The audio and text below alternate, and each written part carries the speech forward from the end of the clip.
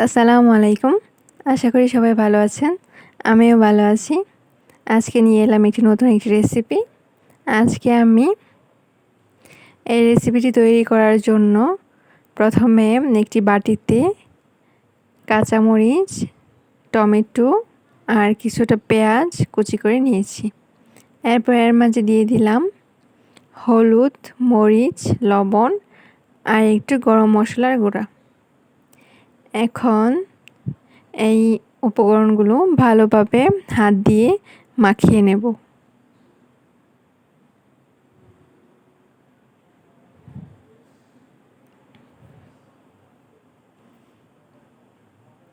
এই উপকরণগুলো ভালো করে হাত দিয়ে মাখিয়ে নিয়ে এরপর এর মাঝে আমি 2টি ডিম ভেঙে দেব।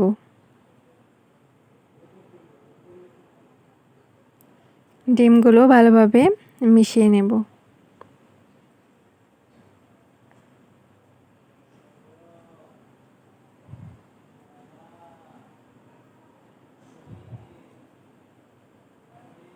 দেখতেই পাচ্ছেন ডিমগুলো এই উপকরণের সাথে ভালোভাবে মাখিয়ে নেব।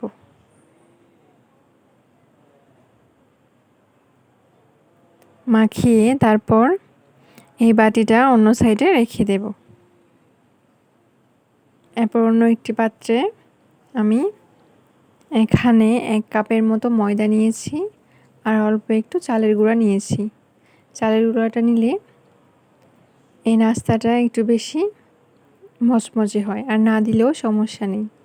এরপর এর মাঝে দিয়ে দিলাম কিছুটা লবণ, হলুদের গুঁড়া আর মরিচের গুঁড়া আর অল্প একটু গরম মশলার গুঁড়া।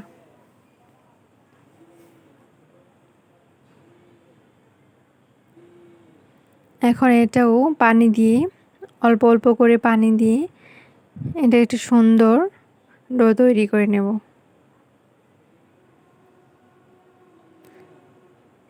বেশি পাতলাও না আবার বেশি ঘনও না, ঠিক এই রকম।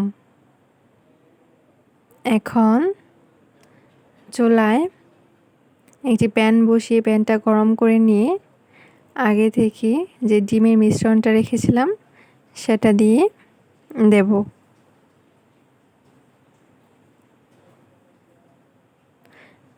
ডিমটা অল্প আঁচে ভেজে নেব।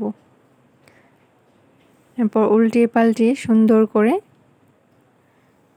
ভেজে নেব।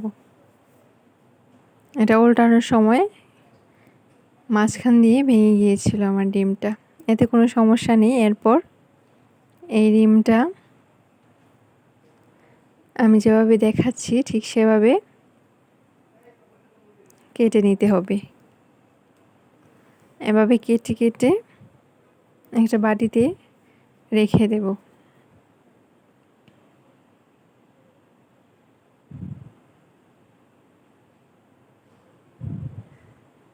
সবগুলো এভাবে কাটা হয়ে গেলে এখন অপর দিকে আমি চুলায় একটি কড়াইতে তেল বসিয়ে দিয়েছি। তেলটা গরম হয়ে গেলে এই ডিমের কাটা অংশগুলা আমি আগে থেকে মাখিয়ে রাখা এই ময়দার মিশ্রণটাতে মাখিয়ে তারপর তেলের ভিতরে দিয়ে দেব। তেলটা আমি গরম করে নিয়েছি, এখন আস্তে আস্তে তেলের ভেতর ছেড়ে দেব।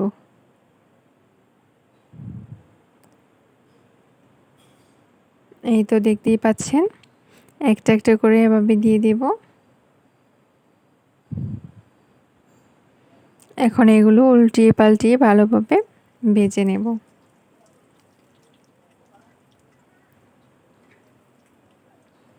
এই নাস্তাটা আসলে খেতে খুব মজা হয়।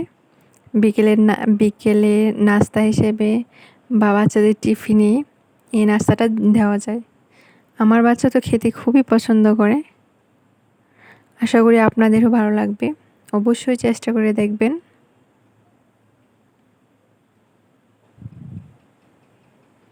এই তো ভাজা হয়ে গেছে। এখন আমি এটা উঠিয়ে নেব। উঠিয়ে এরপর সস দিয়ে উপরে পরিবেশন করে নেব। আশা করি আমার ভিডিওটি ভালো লেগেছে আর দেখার জন্য ধন্যবাদ।